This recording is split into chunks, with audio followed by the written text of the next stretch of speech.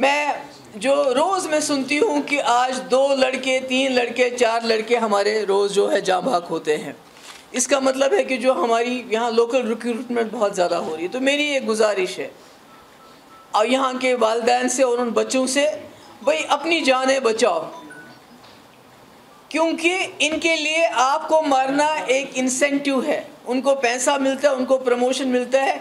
इस वक्त जम्मू कश्मीर मुसीबत में है। हमें आने वाले वक्त में आपकी ज़रूरत है, यहाँ के जवानों की ज़रूरत है, यहाँ के बच्चों की ज़रूरत है। इसलिए ये बंदूक मत उठाओ। इनको इस तरह आपको रोज़ रोज़ 4-4 5-5 लोगों को, ये जिसको 2 दिन भी नहीं होते हैं मिलिटेंसी ज्वाइन किए, उसको भी मार देते हैं। जिसने मिलिटेंसी ज्वाइन नहीं भी की उसको वहाँ से शुपियान थाने से लेके कुपवारा कैसे पहुँचाया, कैसे उसको मार दिया। तो मेरी गुजारिश यही होगी सबसे कि भाई ये काम ठीक नहीं है, इसको आपको छोड़ देना चाहिए। और कश्मीरी पंडित जो अभी भी हमारे लगे हुए हैं हड़ताल में, जब मेरे टाइम में हालात ख़राब हो गए थे, हालांकि उस वक्त खुदा ना खास्ता खुशकिस्मती से कोई पंडित मारा नहीं गया, मगर उसके बावजूद हमने 17 महीने उनको घर बैठ के तनख्वाह दी। आज वो इतने दिनों से हड़ताल पे है। और मैं फिर से एक बार गुजारिश करती हूँ अपने लोगों को, अपने जो हमारे मौलवीज़ हैं, कि आप भी मस्जिदों में कहिए ये हमारा असासा है, कश्मीरी पंडित हमारा असासा है। बीजेपी जब भी यहाँ कुछ गलत होता है तो वो इसको हमको बदनाम करने के लिए इसको इस्तेमाल करती है। हम अपने असासों को संभालें, अपने कश्मीरी पंडितों को संभालें, अपने सरदारों को संभालें। यात्रा आने वाली है और यात्रा के लिए जो इन्होंने ऐसा माहौल बनाया जैसा कोई हमलावर आने वाला है। अरे ये यात्री है, हमारे मेहमान हैं, सैकड़ों सालों से तो हम इनकी देखभाल करते हैं। तो आपने तो ऐसे इतने नाके लगाए हुए हैं जैसे पहली बार यात्रा हो रही है। कहने का मकसद ये है कि चाहे डिलिमिटेशन कमीशन को आप ले लीजिए, कि हर हिसाब से कोशिश की जा रही है कि जम्मू कश्मीर के लोगों को जितना हो सके बेइख्तियार किया जाए, इनको डिसएम्पावर किया जाए। और ऐसे में अब जो सबसे लेटेस्ट जो चीज़ हुई है वो है हमारी एजुकेशन पे इन्होंने अब पूरा हमला कर दिया है।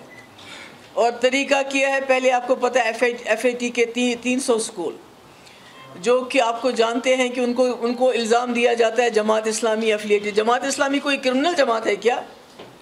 वो कोई वहाँ बंदूक की ट्रेनिंग देती है क्या? कोई त्रिशूल की ट्रेनिंग देती है क्या? कोई तलवार उठाने के लिए बच्चों को कहती है, जो कि कई शाखाओं में होता है, त्रिशूल तलवार उनको सिखाते हैं। यहाँ तो मॉडर्न एजुकेशन देते हैं, वही सिलेबस है उनका जो दूसरे स्कूलों का है, मगर फ़र्क इतना है कि वहाँ पर जो गरीब बच्चे हैं हमारे, वो कम से कम फ़ीस दे के वहाँ तालीम हासिल करते हैं। उनको बंद कर दो। उसके बाद जो हमारे स्कूल गवर्नमेंट लैंड में है उनको बंद कर दो। यानी कि हमारे लाखों बच्चे और हज़ारों की तादाद में हमारे जो स्कूल के टीचर हैं, they will be left helpless.